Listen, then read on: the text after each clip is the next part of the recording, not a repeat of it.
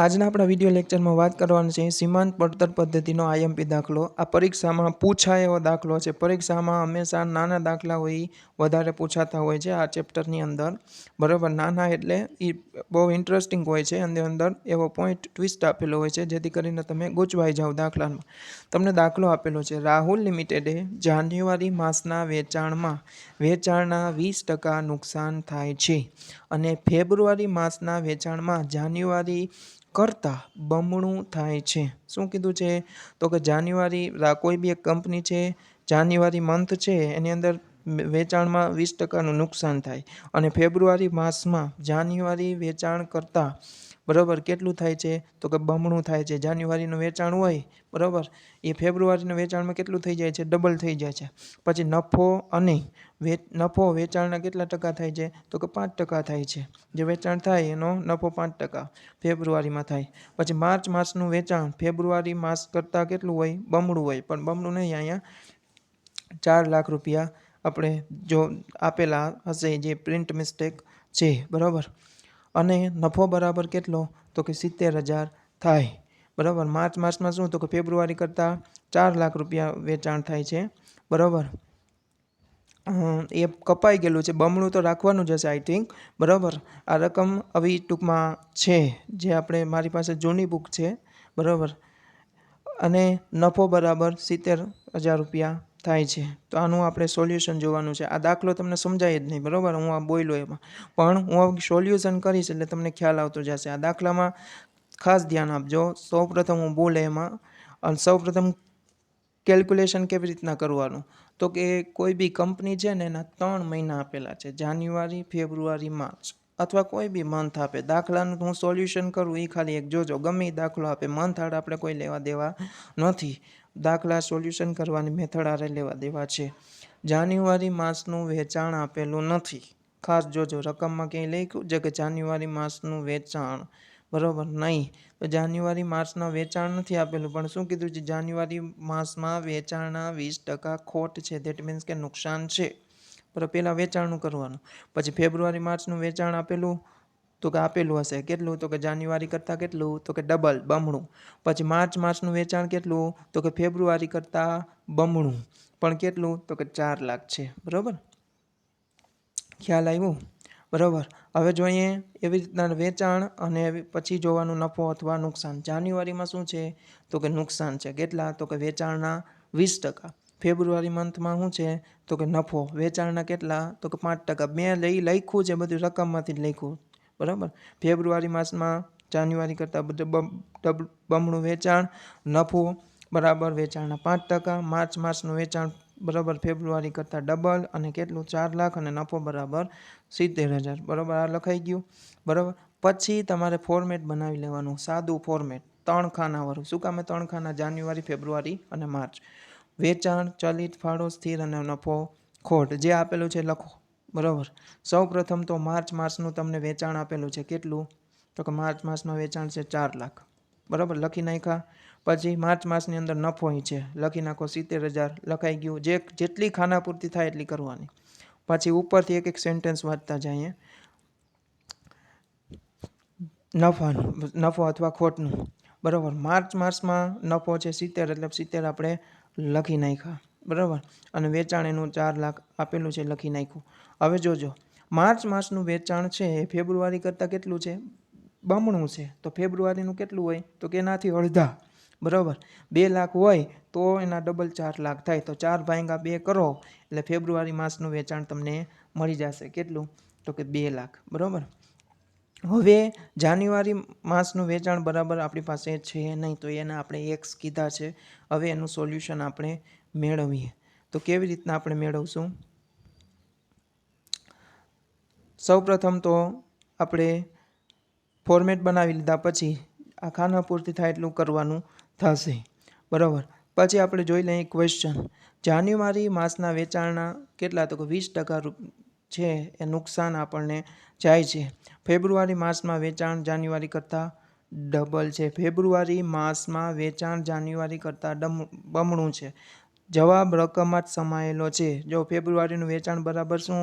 તો કે જાન્યુઆરી કરતાં ડબલ, તો ફેબ્રુઆરીનું મળી ગયું કેટલું? 2 લાખ, તો 2 લાખ છે એ ડબલ છે જાન્યુઆરી કરતાં, તો ભાંગ્યા 2 કરો તો કેટલા આવી જશે? 1 લાખ રૂપિયા આવી જશે. તો વેચાણ બરાબર બધાયમાં લખાઈ ગયા. હવે જાન્યુઆરીમાં નુકસાન છે કેટલા? તો કે વેચાણના 20%, તો 1 લાખના 20% કરો તો 20,000 નુકસાન છે, એટલે માઇનસમાં લખવાનું અથવા કાઉન્સમાં લખવાનું. બરાબર, આ થઈ ગયું. પછી ફેબ્રુઆરીમાં નફો બરાબર શું છે? તો કે વેચાણના 5%, તો 2 લાખના 5% કરો એટલે કેટલા આવશે? 2 પંચાને 10, 10,000નો નફો. આ રીતના સોલ્યુશન થઈ ગયું. ખ્યાલ આવ્યો? પછી ખાનાપૂર્તિ કરવાની. કેવી રીતના કરશો? બરાબર, કોઈ બી વેચાણ હોય એ 100% હોય. જો મેં સાઈડમાં લખ્યું છે શરૂઆતમાં. પછી આપણે પીવીઆર ગોતી લેવાનો. પીવીઆર એટલે કે નફામાં થતો ફેરફાર ભાંગ્યા વેચાણમાં થતો ફેરફાર ગુણ્યા 100. બરાબર, તમે ગમે એ મંથ લઈ શકો, 2 સરખાવી શકો મહિના, જાન્યુઆરી અને ફેબ્રુઆરી બી સરખાવી શકો અને ફેબ્રુઆરી અને માર્ચ બી સરખાવી શકો. બંનેમાં જવાબ સેમ આવશે. બરાબર, ખાસ જોજો. પણ બને ત્યાં સુધી શું કરવાનું? તો કે આપણે જે છેલ્લું હોય માર્ચ અને ફેબ્રુઆરી લાસ્ટ વાર હોય એને સરખાવવાનો પ્રયત્ન કરવાનો, જેથી કરીને સરળતા રહી. માર્ચમાં વેચાણ નફો બરાબર કેટલો છે? 70,000 અને ફેબ્રુઆરીમાં કેટલો છે? તો કે 10,000. 70માંથી 10 જાય તો 60,000 રૂપિયા તમારો જવાબ આવશે. અને માર્ચનું વેચાણ છે 4 લાખ અને ફેબ્રુઆરીનું 2 લાખ, તો 4માંથી 2 જાય તો 2. 60,000 ભાંગ્યા 2 લાખ ગુણ્યા 100 એટલે તમારો પીવીઆર નફા જથ્થાનો ગુણોત્તર બરાબર 30% આવશે. નફા જથ્થાનો ગુણોત્તર બરાબર ફાળો થાય, ફાળાની સામે લખવાના 30%, અને તફાવત દ્વારા 70% ગોતી લેવાના. શું? તો કે ચલિત ખર્ચ. હવે તમે ખાનાપૂર્તિ ચોકડી ગુણાકાર કરીને કરી શકો. 100% એ તમારી પાસે વેચાણ 1 લાખ છે, 2 લાખ છે અને 4 લાખ છે, તો 70% એ કેટલા? બરાબર, એ રીતના તમારો ચલિત ખર્ચ થઈ જશે. બરાબર, વેચાણમાંથી ચલિત ખર્ચ બાદ કરો અથવા ચોકડી ગુણાકાર દ્વારા ગોતો તો બી તમારો ફાળો તમને મળી જશે. બરાબર, પછી ફાળો અને નફો અથવા ખોટનું તફાવત ગોતશો તો તમને શું મળી જશે? સ્થિર ખર્ચ. સ્થિર ખર્ચ કોઈ દિન ફરે નહીં, બધા જ માં સેમ આવશે.